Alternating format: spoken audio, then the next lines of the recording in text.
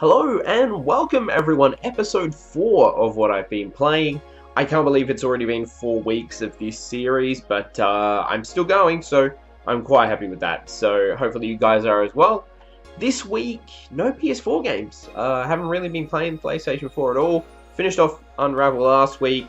This week I've been jumping between old school with a PlayStation 3 game and some Xbox One. If you've been following me on Instagram, you'll have an idea of what game that is.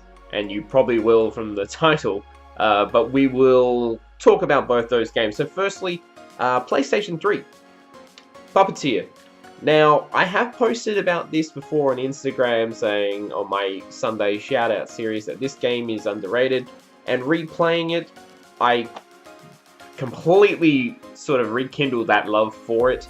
I played this back in the day in 2013, and it was just fantastic. Now, it's a platformer, it's all set on a stage. Simple things, it's just the actual instruction manual itself. Like, it's listed as a program. So it's just all touches like that. Like, even the pause menus say, we're on an intermission, and it shows that the red curtain that you sort of associate with stage shows. And it really just nails that delivery. Artistically, it's stylish as all hell. Everything's in puppet form. All the animals are in puppets as well, and it embraces that. It allows it to do crazy scene transitions where the whole backdrop and everything just folds away, and it sort of gives you a glimpse of what's coming in later stages. It's really fantastic. Now, the boss battles get sort of a little repetitive because you're sort of using these magical scissors to cut everyone, and sort of each boss battle ends on quick time events, which is, a little sort of iffy. I remember the first time I played it, I think they gave me a little bit of annoyance just because I didn't click a certain thing in a certain amount of time, and then you have to redo that section before you get back to the quick time event. But yeah, each actual chapter is called an act, and then you've got each chapter within that act, and it's just a fantastic game that embraces that Puppeteer, hence the name, style of stage show where you go and sort of see the puppets. It's really awesome. I don't think you can get it on PS4, but if somehow you got a PS3 lying around, you can play this gem of a game that's completely underrated. Now, it actually has 2-player as well, so you've got someone else that you can control with the right analog stick on your own, or you can just sort of have someone else just jump in with you and help you out, which is great. So yeah, highly recommend that if you've got a PS3 lying around. It really does bring that wonder and whimsical nature of the old school Disney films, like when you were growing up. So highly recommend that. Speaking of highly recommending, the second game I've been playing is Ori and the Blind Forest. Now, if you follow me on Instagram, you know I love this game. I shout it out all the time. I've been giving daily screenshots of my progress throughout the game. 2 days in, I'm thinking about 65% into the game. Love it. I played this before, and it was probably one of the main reasons I actually got an Xbox One.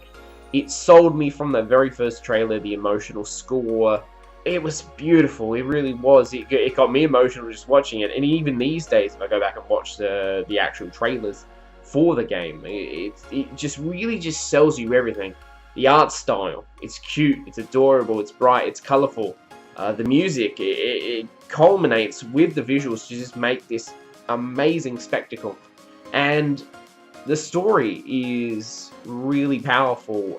Within the first 10 to 15 minutes, I would be shocked if you weren't a little bit upset by the start. It's really emotional, and it really just punches you right in the feels, and that continues throughout the game. There's some twists in the story where you really don't know who the good guy is or the bad guy is, and it makes you really sort of question everyone's motives and what you're doing, and is what I'm doing actually helping anyone?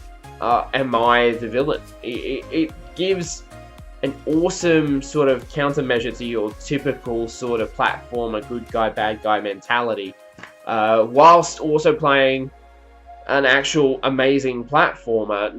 You can get double jumps, triple jumps. You've got different abilities you can use by like bouncing off of other enemies' projectiles, bouncing off other enemies, using them as fire on themselves. So let's say one enemy shoots a bullet, you can then use that bullet to shoot someone else.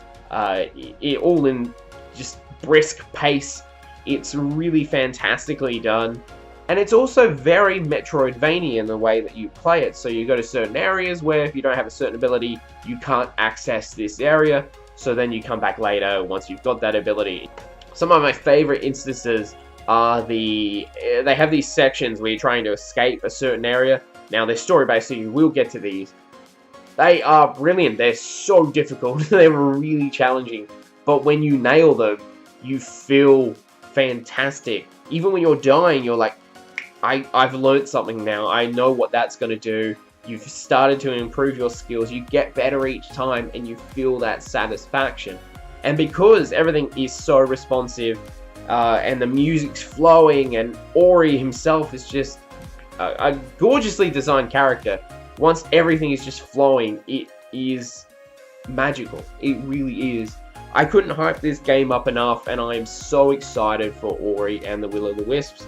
Also, because I hadn't actually played the Definitive Edition yet, I bought this for my collection, physical copy. I didn't realize it's got behind the scenes and trailers and everything like that, so as soon as I finish the game, I'm hopping straight into them to watch all those behind the scenes features. So if you're a big fan of this game as well as me, you can actually pick this up. It's also got a soundtrack as well, and as I said, the soundtrack's absolutely marvelous. So there we have it. They're the games I have been playing this week. Now, next week, I've got the first entry in a new series I'm sort of messing around with. It's a little bit long, so you may not stick around for the whole show, but we're talking about games that are releasing in 2019. We're talking about games that might potentially release in 2020. We don't know, but I go through all the heavy hitters of this year, so hopefully you guys will check that out. In terms of what else I'm playing, because I've actually finished Puppeteer now, so I need to jump into something else. I will be starting Beyond Good and Evil on PlayStation 3. I've never played that game before, but the sequel looks awesome and I really want to catch up. And once I finish Ori, I'm looking to start Devil May Cry 4 on PlayStation 4. Hopefully go through the entire series before Devil May Cry 5 comes out. But I'd love to know what you guys have been playing in the comments below. Have you played Ori? Have you played Puppeteer? I'd love to know. So thank you very much for watching, and as always, keep on gaming.